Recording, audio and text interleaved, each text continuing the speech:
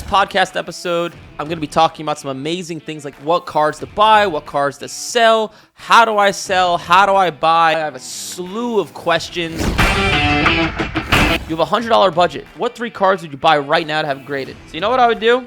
David says, I have thousands of football, basketball, and baseball cards ungraded, but valued between $5 to $50. Any suggestions as how to move them? Why would someone choose to grade with SGC versus PSA or Beckett? Alan says, I've been trying to flip cards, but every card I think I should make money on just doesn't sell. Any advice for setting up as a dealer at a card show?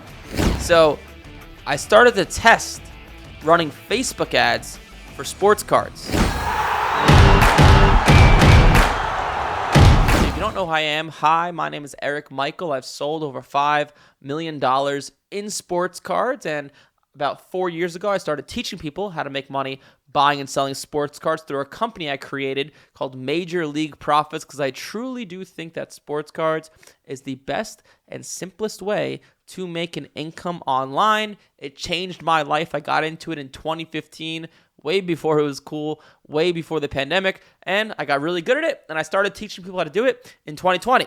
But I do these podcasts mainly to talk about stuff in my life, number one, but really to answer a bunch of you guys' questions. I send out an email every single week to answer a bunch of you guys' questions. I send a form. You guys can fill it out and ask any questions.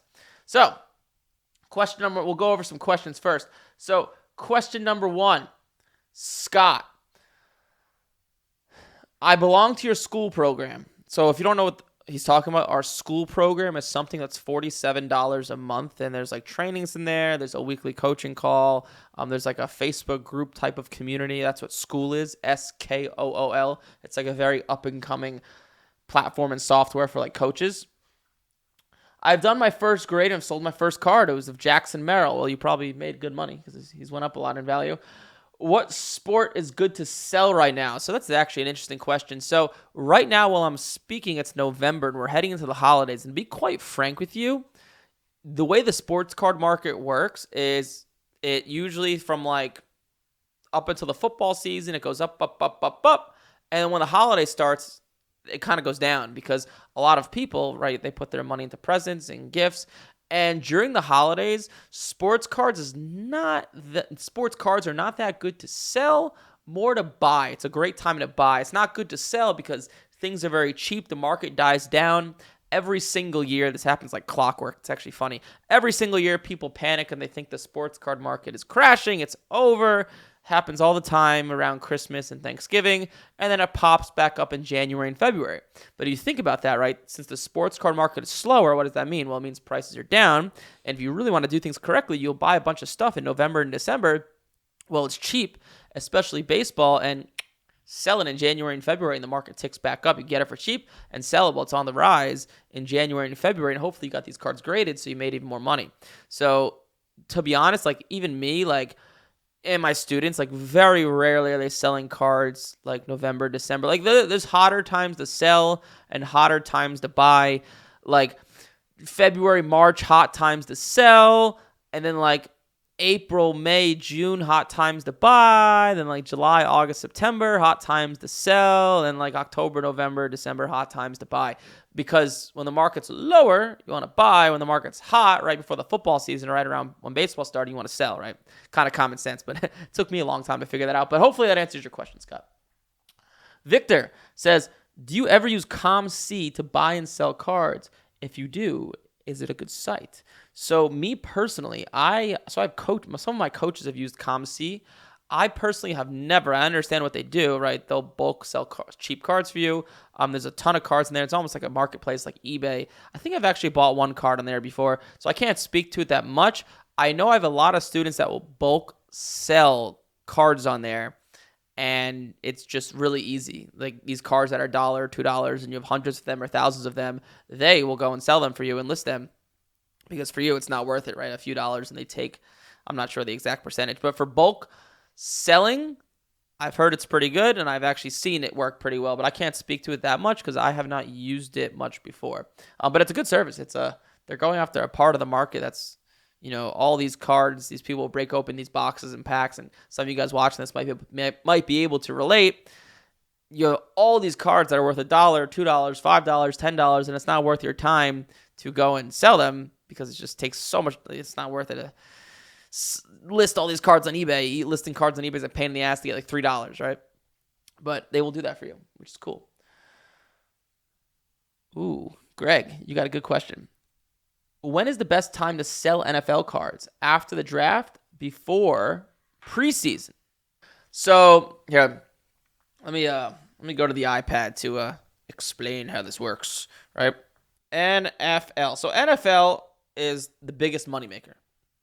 NFL is the biggest moneymaker. There's the most amount of money in NFL cards, and it's funny and it's ironic because in like 2017, 2018, like Baker Mayfield's rookie year in 2018, NFL cards were like an afterthought. Like Baker Mayfield's rookie cards selling for like $100 or $200, whatever they were doing back then was like a big deal. It's like, oh my God, I can't believe a quarterback who's unproven is selling for this much. And now these quarterbacks sell for insane amounts, like crazy amounts, but that's a whole other story. All right, NFL. Now, this is the way I do NFL. All right. So, okay, let me like make this as simple as possible. So, we have January.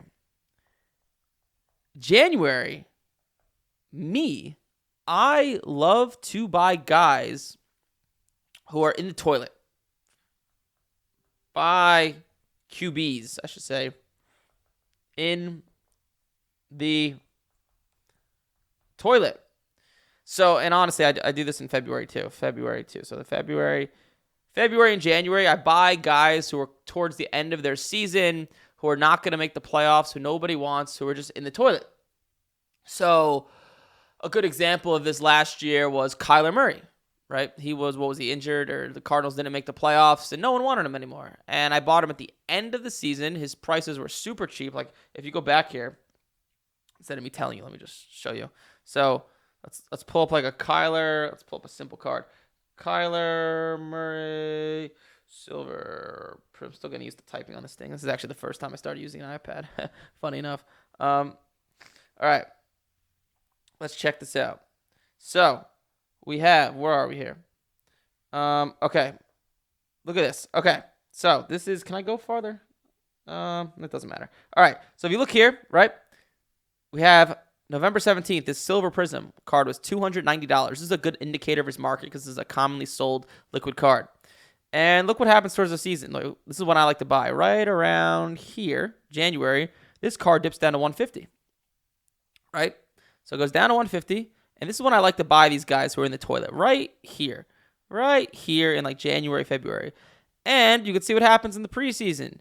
Or in the offseason. Whoop-de-doo. It goes slowly up and up and up and up. So look how crazy. This is actually just insane. Like, this is an insane example. I want you to think about this if you're watching this right now.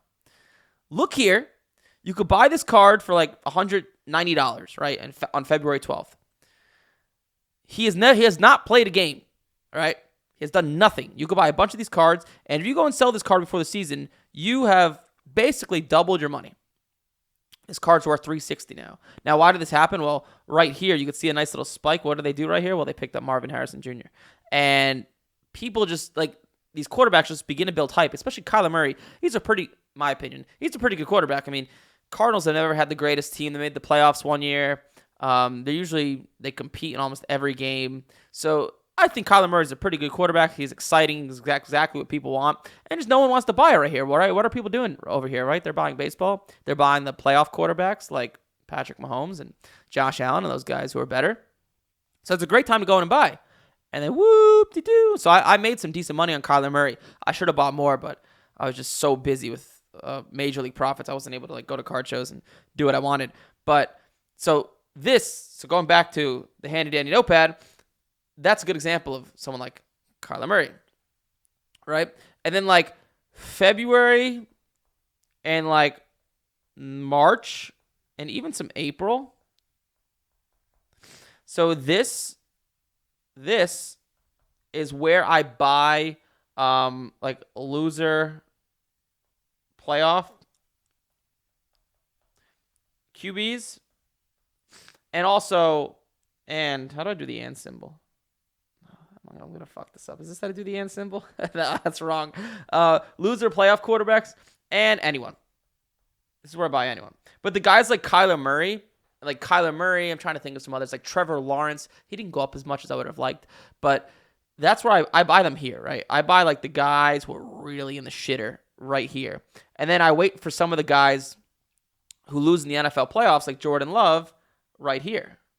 Because you don't want to buy while they're in the playoffs because their values are up, right? We want to buy low, sell high. So if you go back to like a good example right here, like let's look up like, I know this is a good example. Jordan Love was crazy this year. Does he have Prism? Here, let's just go to here. PSA 10, right? And we go to the past 365 days. Look how crazy this is, right? So we have here, we could have got this card for around right when he lost in the playoffs. He lost to who did he lose to? The Niners. They should have won that game, by the way. I had money on the Packers. They covered at least.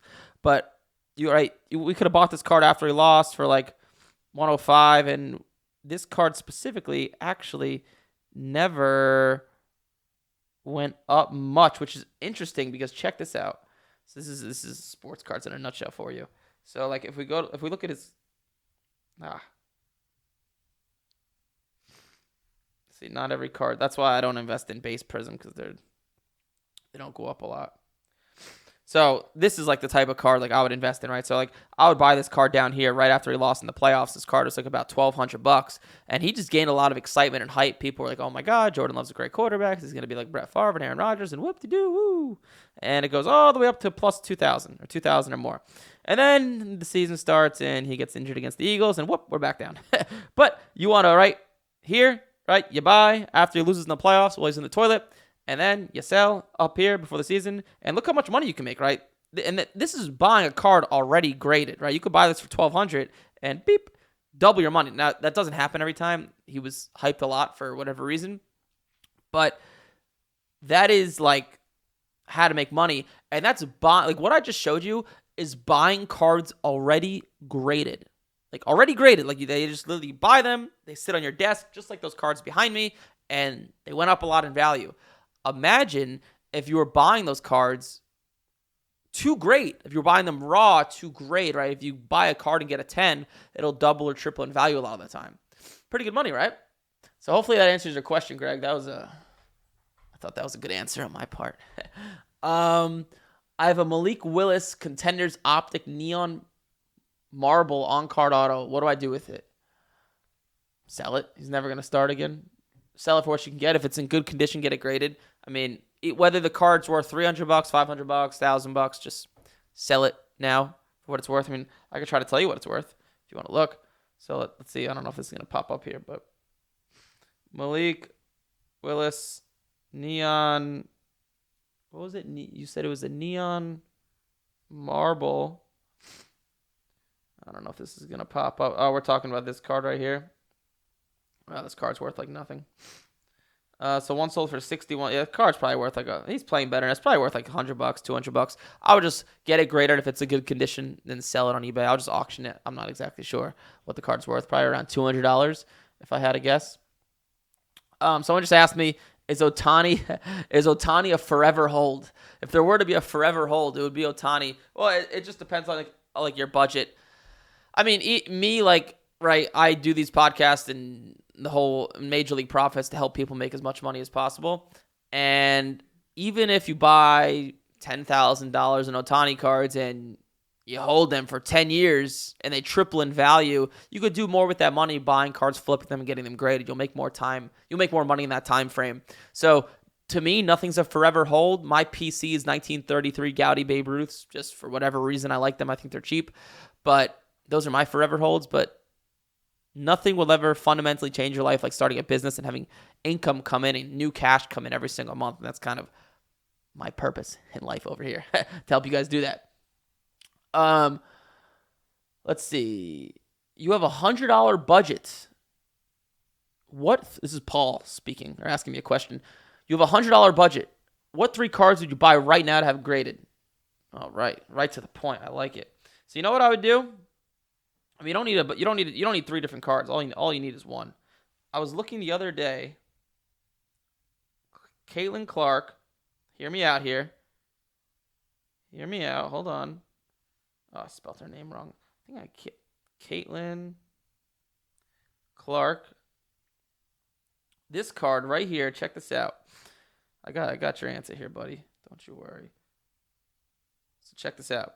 So if you look at this bottom line here, or you look at just look, right? So the raw Caitlin Clark does about, the last one did $15, and the last 10 did $133. Buy some of those if you have a $100 budget. If you have $100, right? You could buy like 5, 15, 30, 45, 6, 7, like 6 of them, maybe even 7 of them. I mean, you have to spend some money to get them graded. And if 3 out of 5 or 4 out of 6, 10, you're making pretty good money. And you could see, like right here, right? This card's, this is pretty fucking good money. So I would buy a card like this, like Caitlin Clark's pretty stable. You don't want to be buying anything that's too volatile if your budget's that low. But that's what I would buy, to answer your question. Let's see what else we have. I was wondering what your thoughts were on prospects, particularly in baseball. I've been buying a ton of one particular by Sebastian Walcott. I don't know who that is. He had a great year in the minors. He's now the 13th overall prospect, and his cards have gone up in value. My original plan was to sell him in March before the upcoming season, but am I better off waiting until he gets called up? That might not be until 2026, but I'm okay holding the inventory if needed. Was wondering your thoughts. Love what you do, and thanks for your advice. Thanks, Pat. So what I would do, well, let's look. That's because I'm not familiar with Mr. Sebastian Walcott. Let's look at his Sebastian Walcott Bowman Chrome. Why is it not popping up? Oh, there he is. Sebastian Walcott. I wonder if does he have any PSA 10s. Yeah, let's get rid of this. Sebastian Walcott, PSA 10. This is his refractor number 499. It's not that many sales. That is not helpful. Nope, this is not helpful either. Why aren't there a lot of sales of this card? Let's see if the Sapphire's got sales. Oh, there's more sales of this. Okay.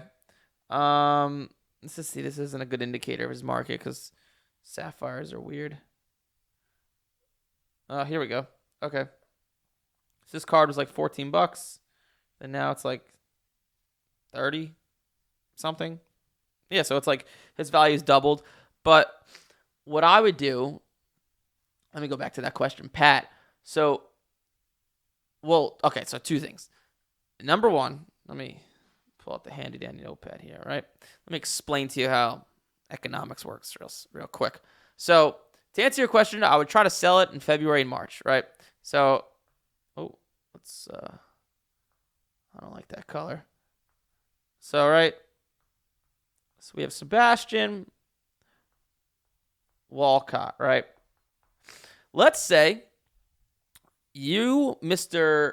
Pat here, you bought $1,000 in Sebastian Walcott. Very smart. And now it's February of 2025. And now this is worth $2,000. Good job. So, right, most people who are not informed think, oh, let me wait. Let me wait until he gets called up, right? And maybe I'll get $3,000 or $4,000 for this card. But check this out, right? This is wait till called up. This is what happens. This is what happens when someone gets called up. Well, when someone gets called up or someone wins a World Series or someone wins Rookie of the Year, what happens? Every single person is like, wait a second. I have cards of Sebastian Walcott. Let me put them on the market, right? So what does that mean? Well, that means the supply of Sebastian Walcott goes up, right? And if you know anything about economics, well, if supply goes up, well, then what does that mean? Demand goes down. What happens when demand goes down? Well, as you can imagine, price goes down. So a lot of the time when these guys get called up, their prices actually stay the same or go down. It's insane. When guys win, I'll always remember this example. When Aaron Judge won MVP like 2 years ago, his value went down like 20%, which is like crazy. So I would not wait till he gets called up. So like, do not No, do not wait till he gets called up. And also ask yourself, like, right, if my goal here is to help you make as much money as possible, right? Think about this, right? You could sell this is just a pretend example. It's sell in 2025 February for $2,000, and you could take this $2,000, and I bet you my ass you can do what you just did again, or buy cards, right? Buy cards and grade them, and I bet you my ass you could take this $2,000 that you have in February, and you could turn this to $4,000. There's no guarantees here by June, right? It's not that hard. However, if you decide to do this one, if you decide to wait till he gets called up, right? Well, let's see what happens, right? In February, right, we established you have $2,000.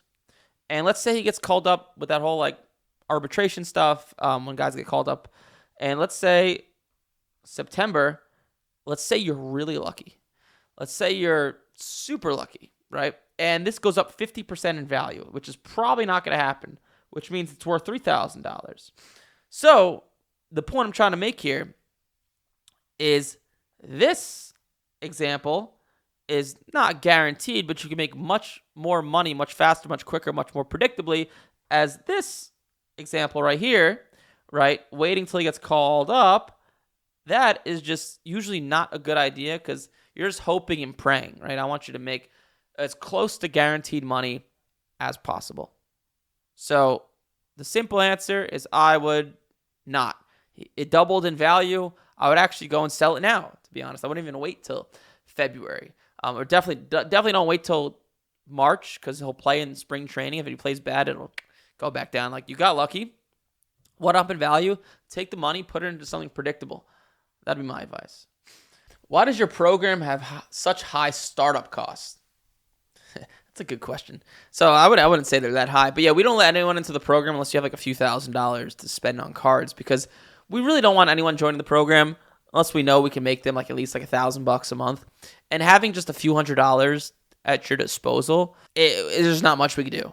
And we don't want people to join the program if we can't help them, right? Because if you've ever watched any of my podcasts or me talking, right, I'm very conscious of the fact that this is an online program. People are skeptical. And I want as many good reviews and testimonials as possible because, one, I know that's the right thing to do. And two, it helps my company. And someone coming into our program with $300 is just much more difficult to make them money and make them successful rather than if they had $2,000 or $3,000. So we just want to increase the likelihood that, we could help people succeed, and we don't want to make it too difficult on our coaches if you have just a few $100s to spare. And honestly, if you only have a few $100s at your disposal, I would either say A, get a job, or B, stop spending so much money on things that probably are not making you money, like going out to food and subscriptions and all that stuff, because, or get a second job just to save up and then join the program, and we can show you how to make money. But that's why. David says, I have thousands of football, basketball, and baseball cards ungraded, but valued between $5 to $50. Any suggestions as how to move them? Thanks for a reply. So yeah, David. So how to move them? You could actually use what I was talking about in the beginning, ComC. ComC is this site company that lets you bulk send smaller cards to them and they'll sell them for you. That's number one. But number two, right, I would look at getting those cards graded. So if you have cards between $5 and $50, here, I call this I don't like when I draw in red.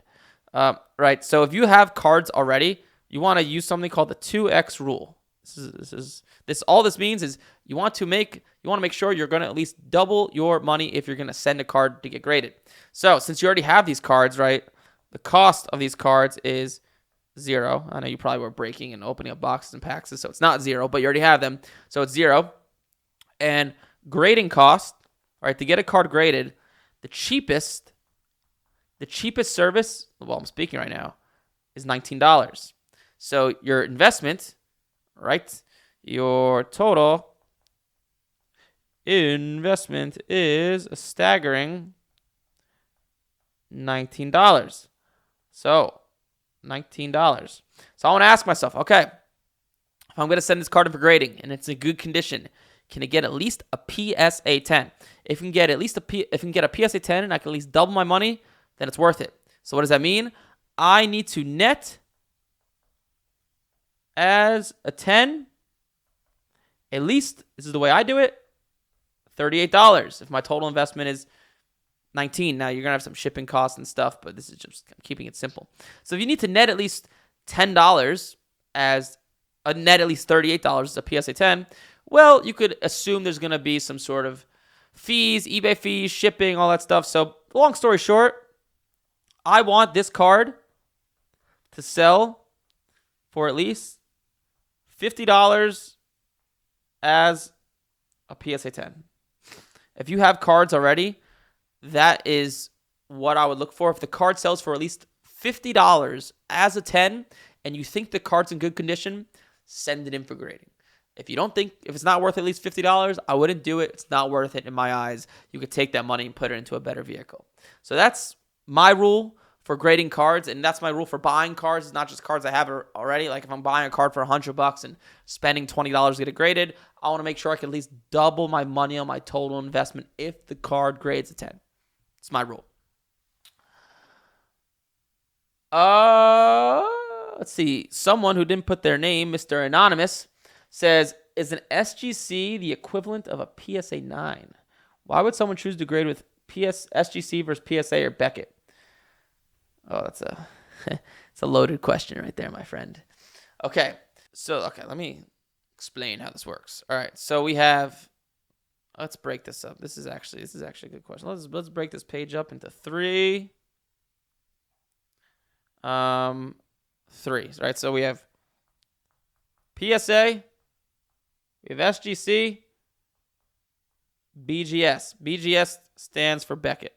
PSA, SGC, BGS, right? Beckett Grading Services. That's what BGS stands for. PSA, the way it works, these are the number grades, right? You have a 10, you have a 9, 8.5, 8, 7.5, etc. That's how it works. SGC has a 10, 9.5, 9 goes down. Beckett has Beckett has a 10 black label, 10 regular, 9.5, 9, 8.5. But you don't need to go all the way down the graph because we're talking about modern cards here, and they're usually going to grade higher. So this is let me try to explain this the best I could. So what is worth the most amount of money? This is number one. This is worth more than any of them. A black label Beckett. That means the card, all the subgrades are a 10. That is the one that is the most desirable and is worth the most. Number two would be a Beckett BGS 10. Once again, very hard to get. Number three, for the most part, would be a PSA 10. Number four would be an SGC 10. And then number five would be, oh, that's sloppy.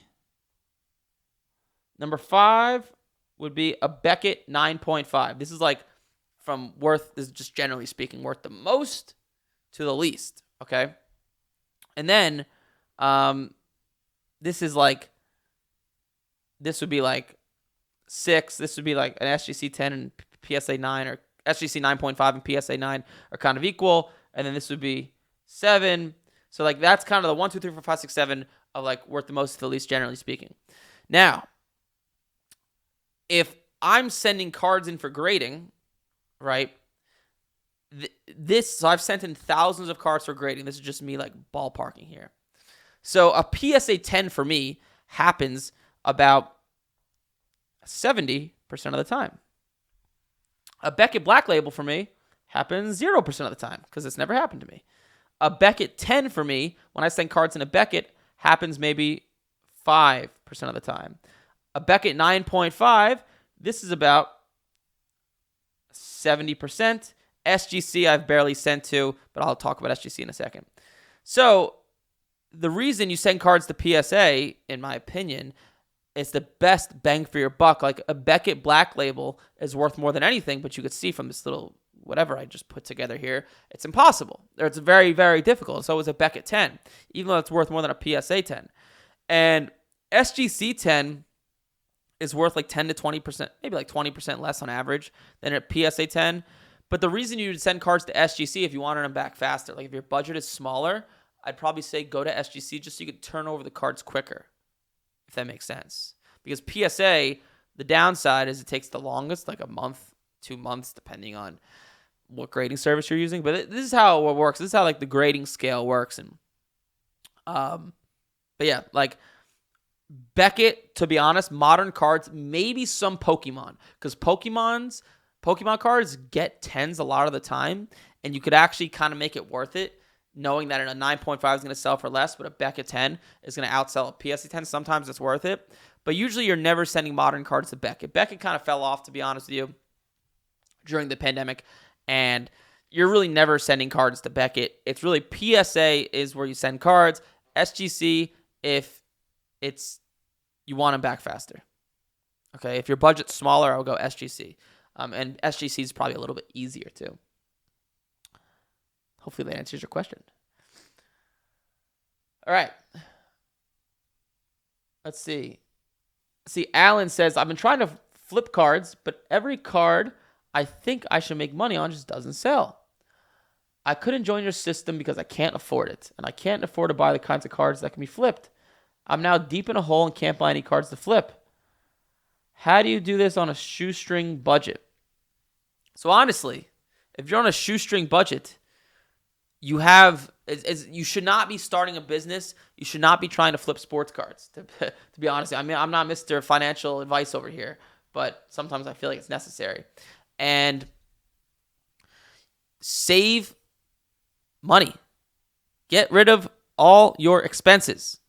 Like, live as cheap as humanly possible. Get rid of the subscriptions. Stop eating out for food. Live in a cheaper place. Sell your nice car so you could make money, so it gives you a longer runway to invest in yourself. That's your problem. Even if you make $50,000 a year, why can't you, like, if you make, okay, this is budget. All right. Let's say, right, you make, let's say you're in the, you don't make the most amount of money, right? And you make $4,000 a month. This is how much you make. This is your income.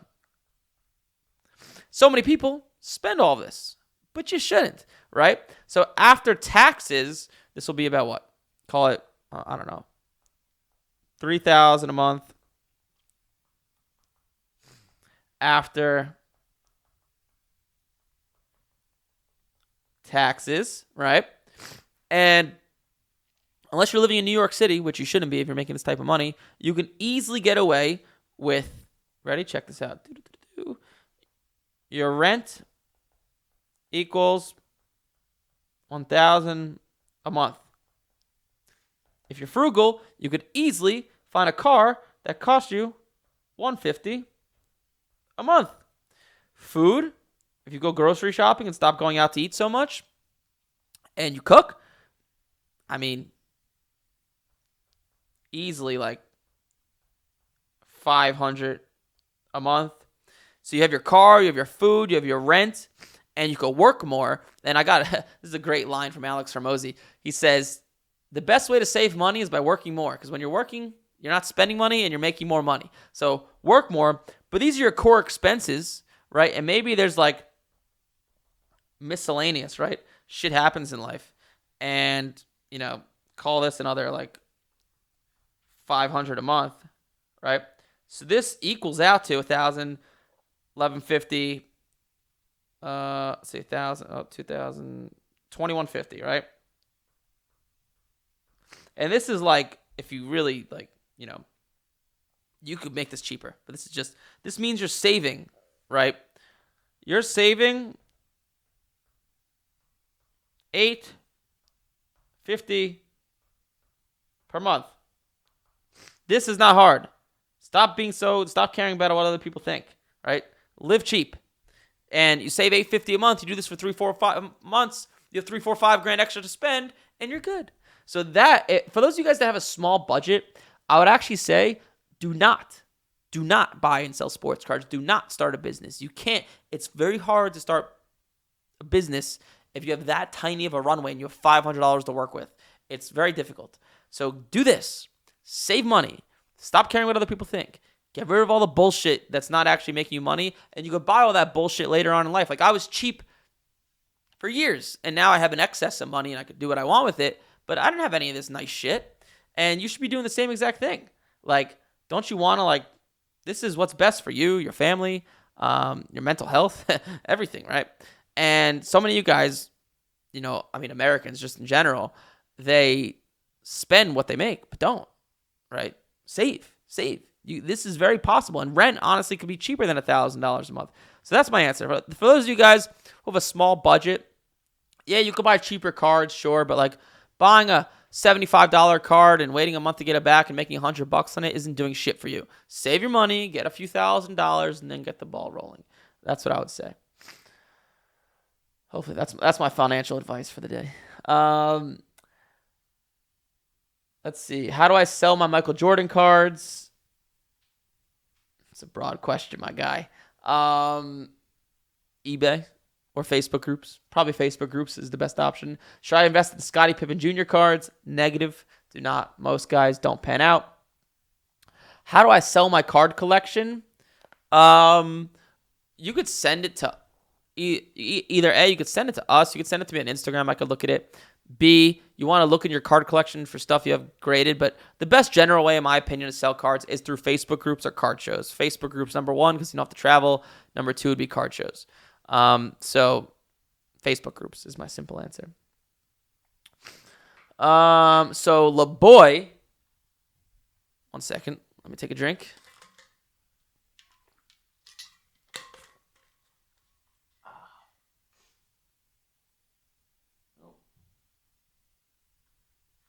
So LaBoy says, what in your opinion is the best football card to move right now? So when you say move, I think you mean buy. In my opinion, this is just my not financial advice opinion here. I think CJ Stroud is the best buy, especially to buy and grade right now. Look how much this is his Silver Prism PSA 10. So this is a good indicator of his market. You can see this card's like $900 and it's fallen in half. Look at the last sale, $477. This card has fallen off a cliff. And for no reason, right? CJ Stroud's having a pretty good year. Texans are 6-3. I know they lost to the Lions last week. Yesterday, which is a pretty crazy game. They blew it. They blew that lead. I would have been very angry. I had a big parlay. I did an alternate spread, Bucks -3, that didn't work. And then the other half was Texans -3, alternate spread at plus 1,500. The parlay was live, even though they both lost. But CJ Stroud, in my opinion, is a pretty safe buy. I can't see it going down all too much. I see mostly upside from here. Once again, my opinion. You never know what could happen. This card could drop in half in the next 2 weeks. Who knows? But this is what's safe to me. All these other guys that are younger, like Stroud and Levis, they stink. Not Stroud, like Levis and Bryce Young, they stink. So this to me is a pretty safe buy. Also, I'm a fan of Brock Purdy as well. I think Purdy's a pretty solid, safe buy. I can't really tell you who's going to shoot up in value. Who knows, right? No one knows. But I just think this is a safe buy. Buy these cards, get them graded. Still a good market. Kenny says, I don't have much money to start doing this, but was wondering where's a good place to start, if anywhere, with low income to build myself up. Well, Kenny, I'll point you to my Dave Ramsey masterclass right here. This right here. Go look at my screen. Go look at this iPad. And this is your answer. Save money. Stop spending money on things you don't need. I don't care if your income's $3,000 a month or $30,000 a month. You're spending too much money and you can cut a lot of stuff out of your life. That's what I would do. That's my answer from now on. John says, any advice for setting up as a dealer at a card show? Yes. So if I was setting up as a dealer at a card show, this just goes back to selling sports cards in general. Be that guy that's fair. Don't be overpriced, because you'll gain a lot of traction around your booth because people want to go to it because they see you have fair pricing, which means more people want to go to it. And number two, the best way to do card shows, in my opinion, is for example, I think about this months ahead if I'm ever doing a card show. I don't do them that often because I don't have the time. But when I used to more, this is what I would do. So like I would say, okay, next card show I'm going to go to is Burbank. Burbank is in February. Right now I'm speaking, it's November. I'm going to get a bunch of cards graded, baseball, because baseball's going to be hot there. And I'm going to sell them there. So I'm into these cards for cheap. I'm getting straight cash for them with no fees. And I can be fairly priced at the show. And I'm selling what's hot, right? So you want to think about it months in advance, okay?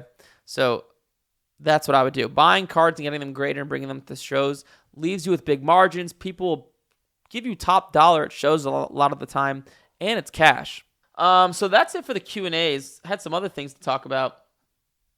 So here's some life stuff that has happened to me. So, okay. So I don't know if a bunch of you guys watching this, I don't know if you're single or not single. And if you are single, let me give you an amazing life hack. And this took me way too long to realize, okay? This is an amazing, amazing hack. Make female friends. Especially attractive ones. If you friend zone attractive girls, they invite you to their social events. When you go out with them, you already gain a lot of social status because people are like, who is this guy with all these girls, right?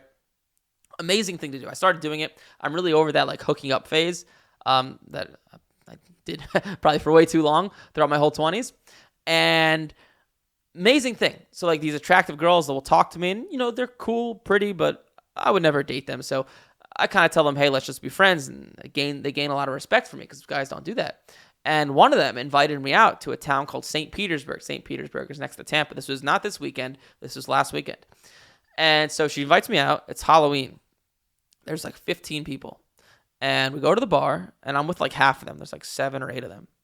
And they're all my age, maybe like a year younger. I'm 27. Maybe they're like 26.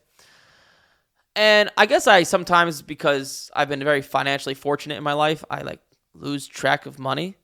But so there's like 7 of them. And I bought a round of drinks for everybody. The total came out to like $100. Maybe like $105 was the total, which is pretty cheap for 7 people, right? It's like coming from New York City. That's pretty cheap. And these kids, not kids, but like kids my age, were like over the moon that I bought a round. They were like, oh my God, no one ever does this. Like, this is crazy. They were like thanking me for like 15 minutes. And I was just thinking to myself, I do this for my friends all the time. Like, they don't even say thank you. And I guess, you know what? It's not the point I'm trying to make here. I live in, you know, I've been very, like I said, financially fortunate. And a lot of the time, like in this content studio and around my employees and living in my nice apartment, nice car, I live in this bubble, right? I live in like this like bubble. But sometimes it's nice to get out and meet people that are not into the world of entrepreneurship and have regular jobs and regular lives. And it just kind of like resets your expectations. Like, well, okay, I guess I'm doing okay in life.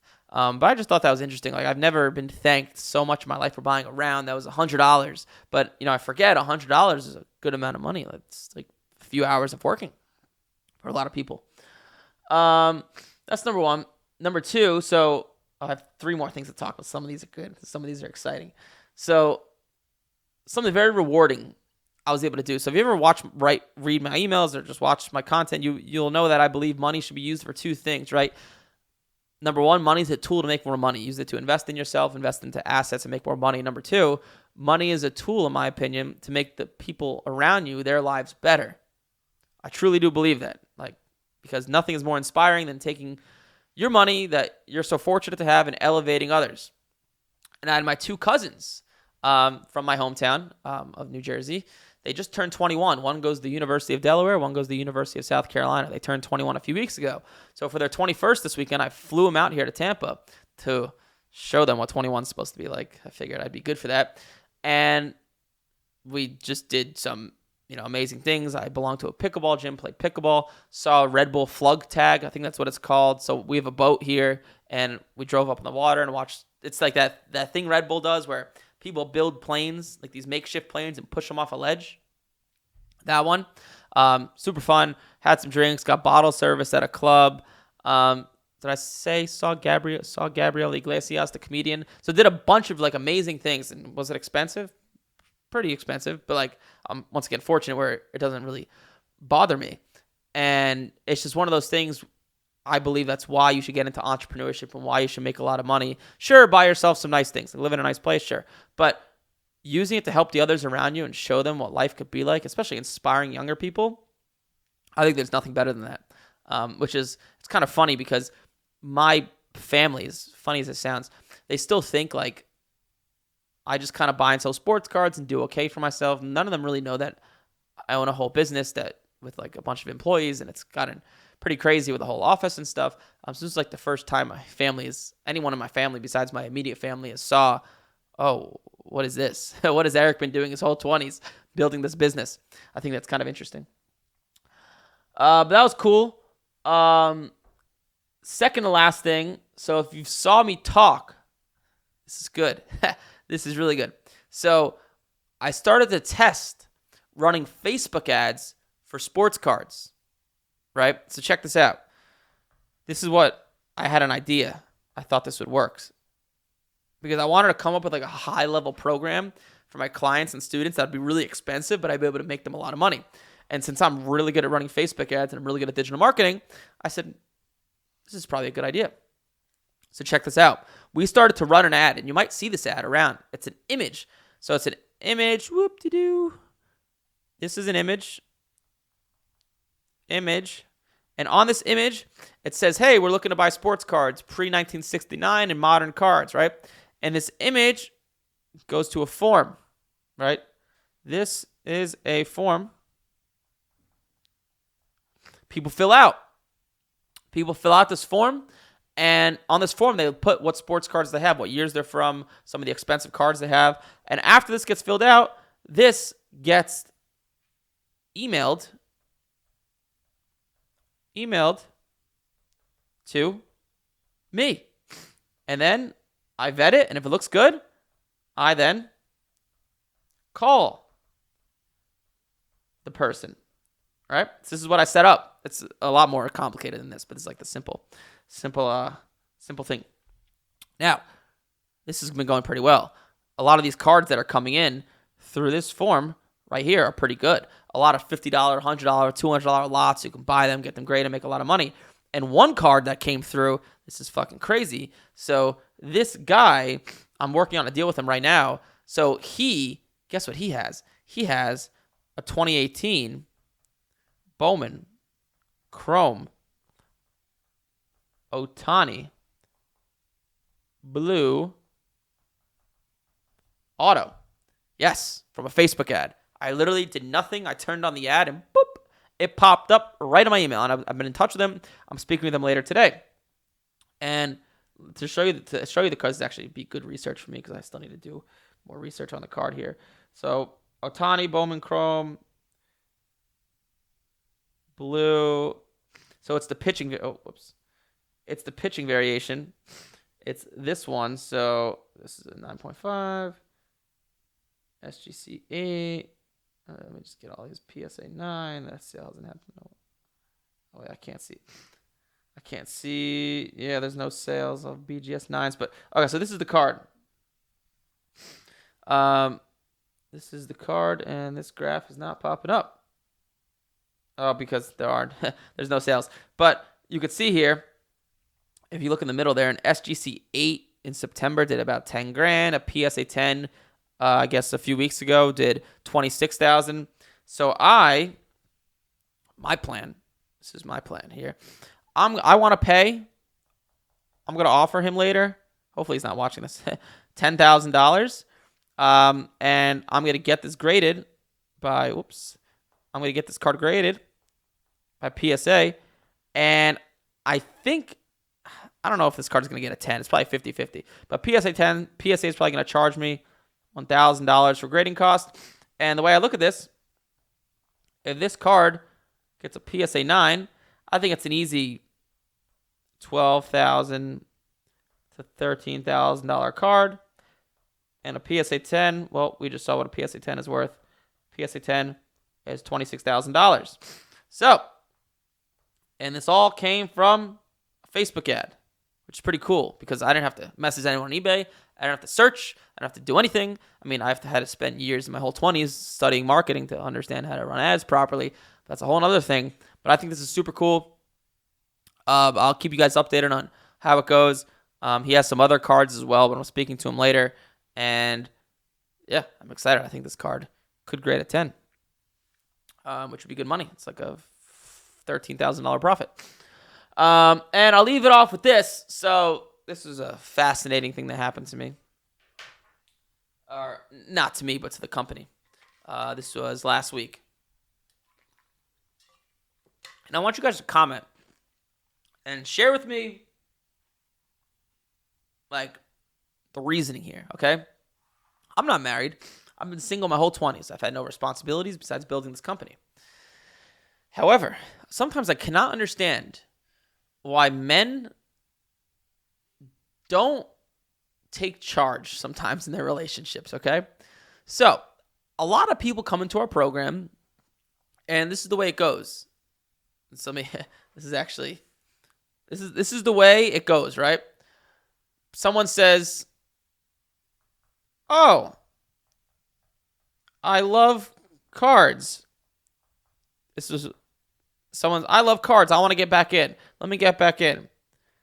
And they go to a nice site called Whatnot. And that's step number 2. Step number 3, they lose $5,000 to $10,000. Number 4, they see my ad. Number 5, join my program.